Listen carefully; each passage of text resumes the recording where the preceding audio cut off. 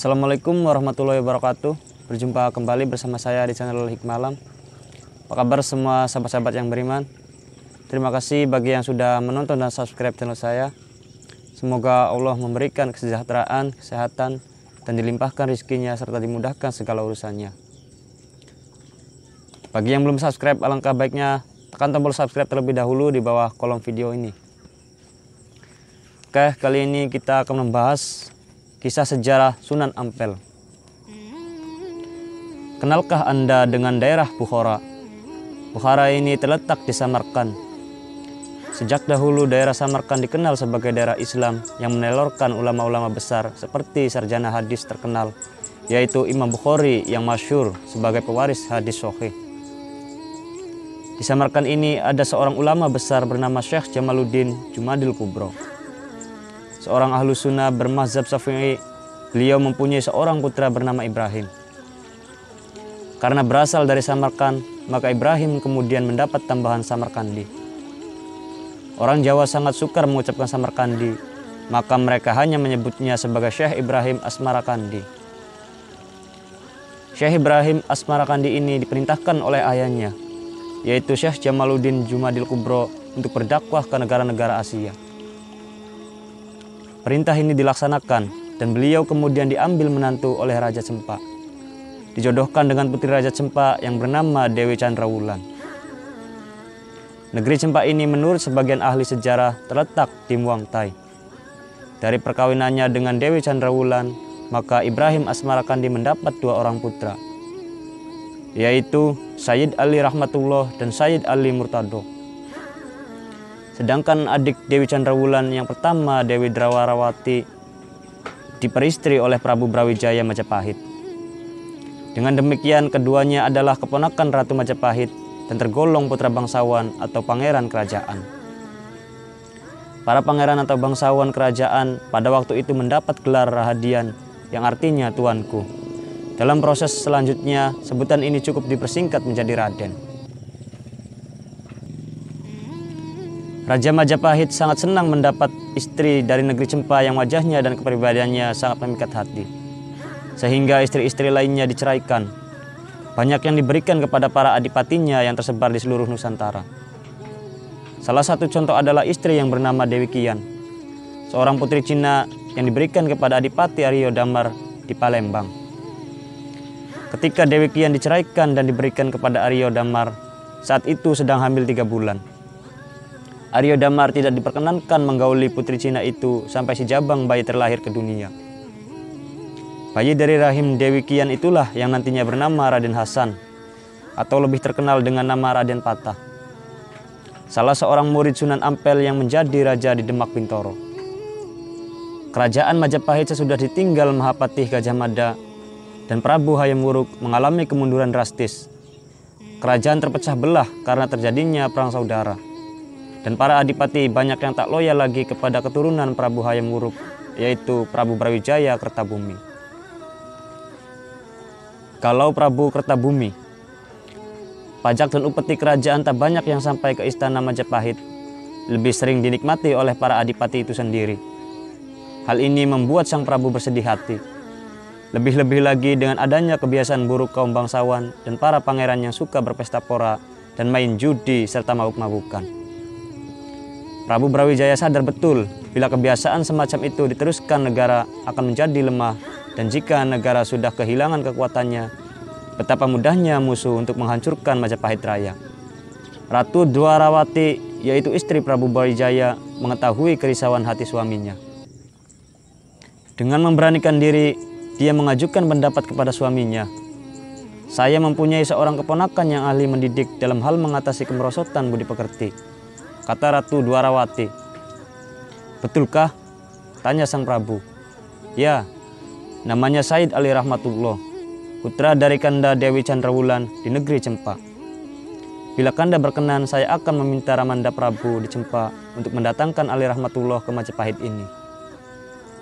Tentu saja aku akan merasa senang bila Rama Prabu di Cempa bersedia mengirimkan Sayyid Ali Rahmatullah ke Majapahit ini, kata Raja Brawijaya.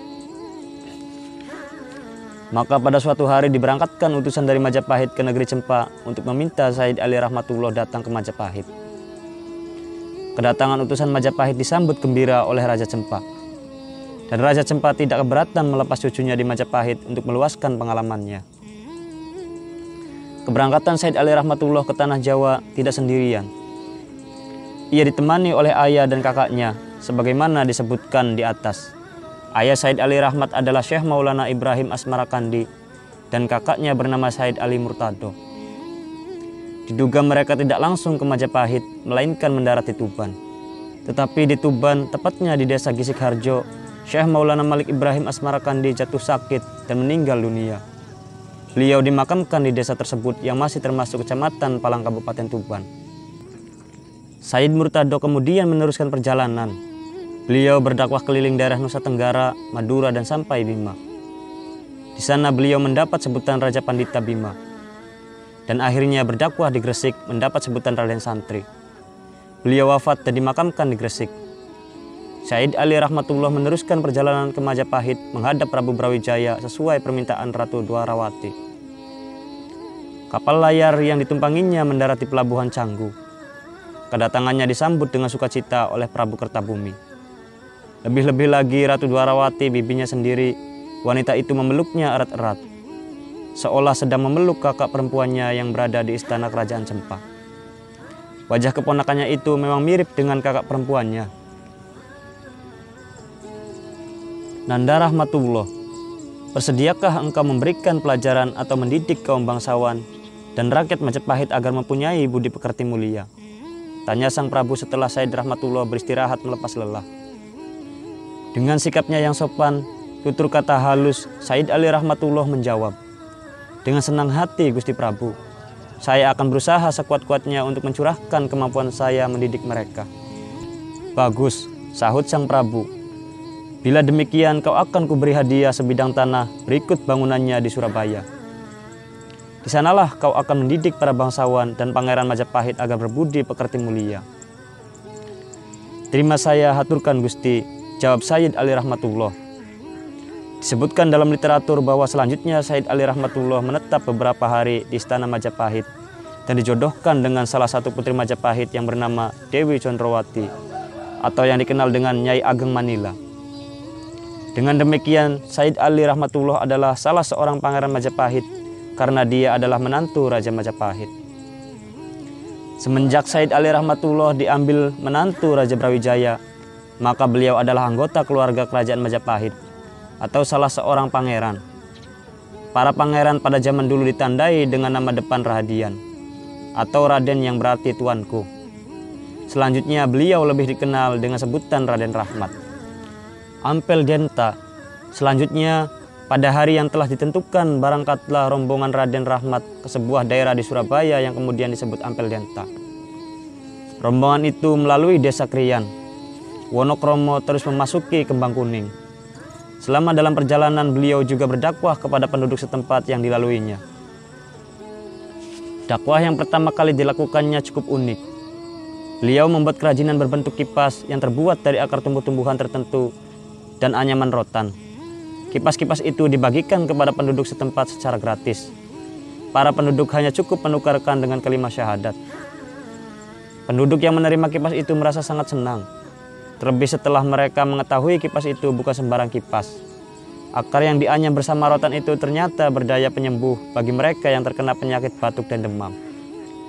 Dengan cara itu, semakin banyak orang yang berdatangan kepada Raden Rahmat.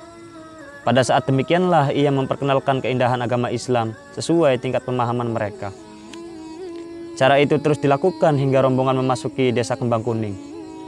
Pada saat itulah, wilayah desa Kembang Kuning belum seluas sekarang ini. Di sana-sini masih banyak hutan digenangi air atau rawa-rawa. Dengan karomahnya, Raden Rahmat bersama rombongan membuka hutan dan mendirikan tempat sembahyang sederhana atau langgar. Tempat sembahyang tersebut sekarang telah dirubah menjadi masjid yang cukup besar dan bagus. Dinamakan sesuai dengan nama Raden Rahmat, yaitu Masjid Rahmat Kembang Kuning. Di tempat itu pula Raden Rahmat bertemu dan berkenalan dengan dua tokoh masyarakat, yaitu Ki Wiryo Sarojo dan Ki Bangkuning. kedua tokoh masyarakat itu bersama keluarganya masuk Islam dan menjadi pengikut Raden Rahmat. Dengan adanya kedua tokoh masyarakat itu, maka semakin mudah bagi Raden Rahmat untuk mengadakan pendekatan kepada masyarakat sekitarnya, terutama kepada masyarakat yang masih memegang teguh adat kepercayaan lama. Beliau tidak langsung melarang mereka, melainkan memberikan pengertian sedikit demi sedikit tentang pentingnya ajaran ketauhidan. Jika mereka sudah mengenal tauhid atau keimanan kepada Tuhan pencipta alam, maka secara otomatis mereka akan meninggalkan sendiri kepercayaan lama yang bertentangan dengan ajaran Islam. Setelah sampai di tempat tujuan, pertama kali yang dilakukannya adalah membangun masjid sebagai pusat kegiatan ibadah. Ini meneladani apa yang telah dilakukan Nabi Muhammad SAW saat pertama kali sampai di Madinah. Dan karena beliau menetap di desa Ampel Denta, menjadi penguasa daerah tersebut, maka kemudian beliau dikenal sebagai Sunan Ampel. Sunan berasal dari kata susuhunan, artinya yang dijunjung tinggi atau panutan masyarakat setempat. Ada juga yang mengatakan Sunan berasal dari kata suhunan, artinya guru besar atau orang yang berilmu tinggi. Selanjutnya beliau mendirikan pesantren tempat putra bangsawan dan Pangeran Majapahit serta siapa saja yang mau datang berguru kepada beliau. Ajarannya yang terkenal. Hasil didikan beliau yang terkenal adalah falsafah moh limo atau tidak mau melakukan 5 hal tercela, yaitu yang pertama moh main atau tidak mau berjudi. Yang kedua moh ngombe atau tidak mau minum arak atau bermabuk-mabukan. Yang ketiga moh maling atau tidak mau mencuri. Yang keempat, moh madat atau tidak mau menghisap candu, ganja, dan lain-lain.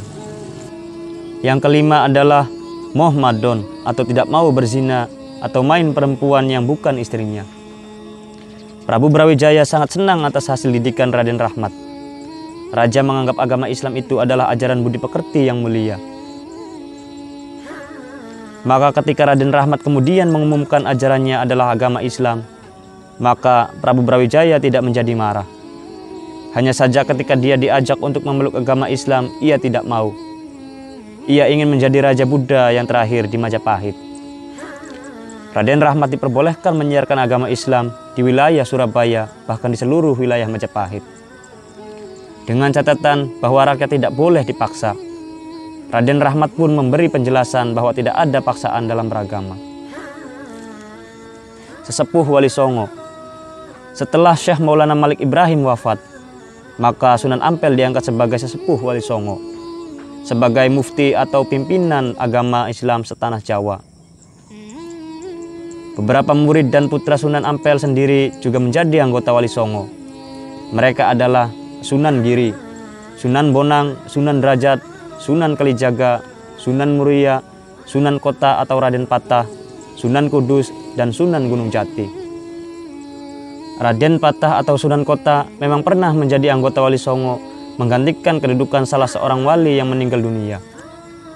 Dengan diangkatnya Sunan Ampel sebagai sesepuh, maka para wali lain tunduk patuh kepada kata-katanya, termasuk fatwa beliau dalam memutuskan peperangan dengan pihak Majapahit. Para wali yang lebih muda menginginkan agar tahta Majapahit direbut dalam tempo secepat-cepatnya. Tetapi Sunan Ampel berpendapat bahwa masalah tahta Majapahit tidak perlu diserang secara langsung, karena kerajaan besar itu sesungguhnya sudah keropos dari dalam. Tak usah diserang oleh Demak Bintoro pun sebenarnya Majapahit akan segera runtuh. Para wali yang lebih muda menganggap Sunan Ampel terlalu lamban dalam memberikan nasihat kepada Raden Patah. Mengapa Ramanda berpendapat demikian? Tanya Raden Patah yang terhitung menantunya sendiri. Karena aku tidak ingin di kemudian hari ada orang menuduh Raja Demak Bintoro yang masih putra Raja Majapahit, Prabu Kertabumi telah berlaku durhaka, yaitu berani menyerang ayahandanya sendiri. Jawab Sunan Ampel dengan tenang. Lalu apa yang harus saya lakukan? Kau harus sabar menunggu sembari menyusun kekuatan, ujar Sunan Ampel. Tak lama lagi Majapahit akan runtuh dari dalam, diserang adipati lain. Pada saat itulah kau berhak merebut hak warismu selaku putra Prabu Kertabumi.